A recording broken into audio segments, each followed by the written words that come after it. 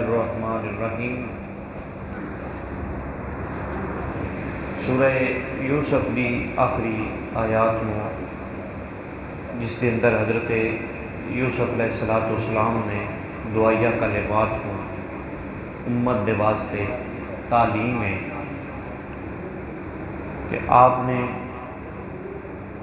اللہ رب العالمین جل وعلا دی بارگاہ وچ کلمات شکر دے ادا فرمائے، عرض کی اے میرے رب، تو نے مجھے مصر کی حکومت عطا کی اور مجھے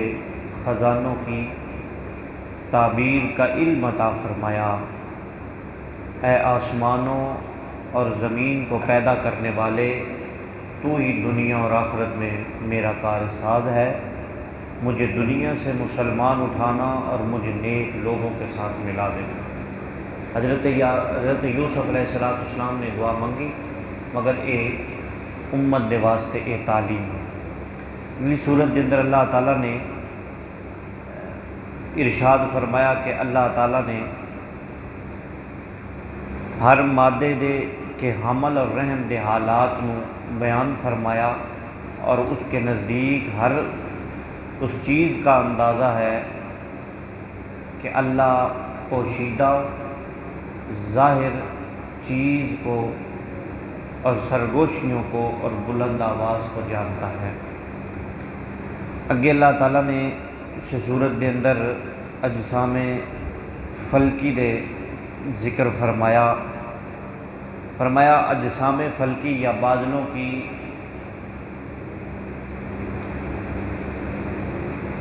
چمک کی آواز پیدا ہوتی ہے۔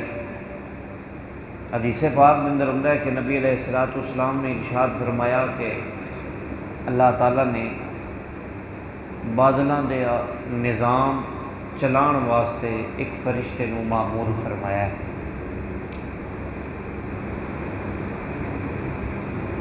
فرشتے نو مامور فرمایا کہ فرشتہ اللہ تعالیٰ دی ہر وقت تسبیح کرتا ہے اور باقی فرشتے دے خوف تو حمد و تسبیح کرتے ہیں۔ اسی طرح اللہ تبارک و تعالی جل وعلا نے ارشاد فرمایا کہ اللہ کا حکم ماننے والوں کے لیے بھلائی ہی بھلائی ہے، اور جو نافرمانوں کی کسی قسم کا فدیہ قبول نہ کرنے کا بیان، یعنی اللہ تعالیٰ نے ارشاد فرمایا کہ جڑا بھلائی ہے وہ دے اندر ہی خیر خائی بھی ہے، بھلائی ہی بھلائی ہے کہ جڑا اللہ دا حکم مان لوے۔ اللہ دا حکم کی ہے؟ فرمایا اللہ تعالیٰ دا حکم ہے کہ اہل عقل نصیحت حاصل کرتے ہیں کہ جو اللہ کے عہد کو پورا کرے اور پکا عہد کو نہیں توڑتے، قرابت کے جن رشتوں نے اللہ نے جوڑنے کا حکم دیا، یہ اللہ تعالیٰ دا حکم ہے، وہ دا عہد ہے کہ جڑا رشتہ اللہ تعالیٰ نے جوڑنے دا حکم دیتا ہے، فرمایا انہیں جوڑے رکھتے ہیں، اللہ کی رضا کی طلب میں صابر رہتے ہیں، نماز قائم کرتے ہیں، ظاہراً اور پوشیدہ طور پر اللہ کی راہ میں مال خرچ کرتے ہیں۔ یہ نصیحت اہل عقل والوں واسطے، جڑے عقل رکھتے ہیں انہاں واسطے نصیحت بیان فرمائی گئی۔ فرمایا برائی کو بھلائی سے ٹال دیتے ہیں، یعنی برائی جیڑی ہے برائی بھلائی دے نال ٹال دیں، ان کے لیے آخرت میں کتنا پیارا گھر ہے۔ اگے اللہ تعالیٰ نے انہاں لوگوں کا ذکر فرمایا، پھر منکرین کے لیے فرمایا کہ عہد شکنی، یعنی جڑے منکرین نو جڑے عہد شکنی کر دیں، قطع رحمی کر دیں، زمین دے اندر فساد برپاد کر دیں، ان پر لعنت ہے اور ان کا برا ٹھکانہ ہے۔ اگے اللہ تعالیٰ نے آیت نمبر 26 کے اندر ارشاد فرمایا گیا کہ کسی کے رزق میں کمی یا زیادتی کرنا یہ صرف اللہ تعالیٰ کے اختیار میں ہے۔ سورہ ابراہیم کے اندر اس آیت کے اندر اس سورت کے اندر اللہ تعالیٰ نے اپنی قدرت دے یعنی اختیارات دا ذکر ہوا یعنی کفار آخرت بعد دنیا نو ترجیح دیندیاں، حق دی راہ دے اندر وہ رکاوٹ بندیاں، اس صورت کے اندر ادا ذکر فرمایا گیا۔ حضرت موسیٰ علیہ السلام آپ اور آپ دی قوم دا ذکر۔ حضرت موسیٰ علیہ السلام نے ان سے اللہ تعالیٰ کی نعمتوں کو یاد کرنے، اللہ کا شکر ادا کرنے اور ناشکری نہ کرنے کا کہا۔ یعنی حضرت موسیٰ علیہ السلام نے اپنی قوم نو آکھیا کہ تسی اللہ دا شکر ادا کرو، ناشکری نہ کرو، اور فرمایا اگر تمام روئے زمین والے مل کر بھی کفر کو اختیار کریں تو اللہ کی قدرت و جلالت میں کوئی واقع فرق نہیں، وہ تمام جہانوں سے بے نیاز ہے۔ اسے سورت کے اندر اللہ تبارک و تعالی جل وعلا نے ارشاد فرمایا کہ جڑے اللہ تعالیٰ دی نعمتاں دی ناشکری دے بدلے والوں کو اور اللہ کے ساتھ شریک بنانے والوں کے لیے جہنم کی وعید سنائی گئی۔ حضرت ابراہیم علیہ السلام نے پھر آپ نے دعا مانگی حضرت اسماعیل اور حضرت اسحاق جیسی اولاد کے عطا کیے جانے پر اللہ کا شکر ادا کرتے ہوئے اللہ تعالیٰ کی بارگاہ وچ عرض کی تھی، اے میرے رب مجھے ہمیشہ نماز قائم کرنے والا بنا دے، اور میری بعض اولاد کو اے میرے رب میری دعا کو قبول فرما، اور اے میرے رب میری اور میرے ماں باپ اور سب مومنوں کی قیامت کے دن مغفرت فرما۔ حضرت ابراہیم علیہ السلام نے اگے سورہ نمل کے اندر بھی ذکر فرمایا گیا کہ سورہ حجم کے اندر بھی اللہ تعالیٰ نے اپنی نشانیاں دا اس صورت کے اندر اللہ تعالیٰ نے جڑے گناہگار مسلمانوں تے تان کر دینا کہ تم مسلمان تھے تو ہمارے ساتھ جہنم میں جل جا رہے، پھر اللہ تعالیٰ نے اپنے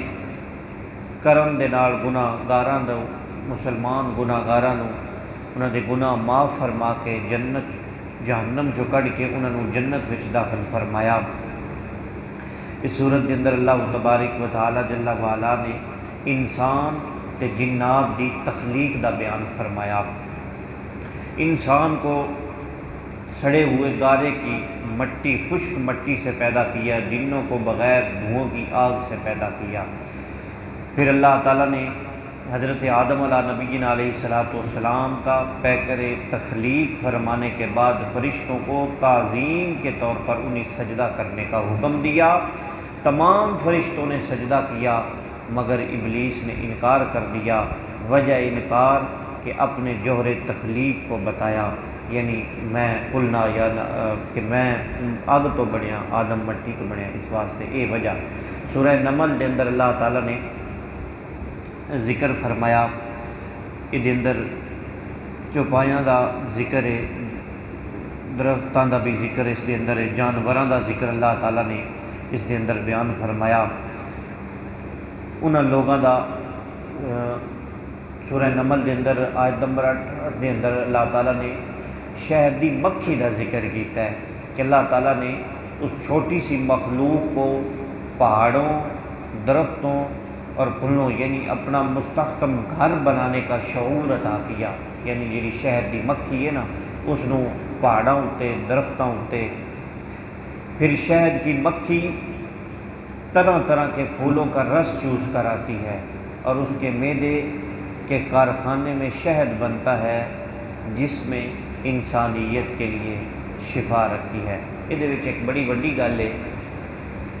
قاضی ایاز نے شفا شریف لکھا ہے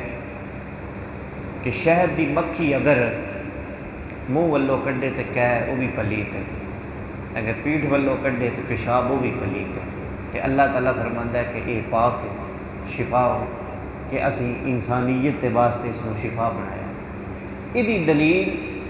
علماء نے محدثین نے بیان فرمائی کہ سرکار دو عالم صلی اللہ علیہ وسلم دا بول مبارک،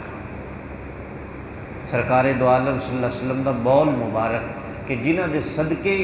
شہد دی مکھی جڑی ہے وہ شفا ہے، کہ نبی علیہ السلام دا بول مبارک تو اس تو برا ہو برا ہے۔ دعا ہے کہ اللہ تبارک و تعالی رمضان المبارک دا پہلا عشرہ رحمت دا اختتام ہو گیا ہے، ابتدا دوسرے عشرے دی مغفرت والے عشرے دیے۔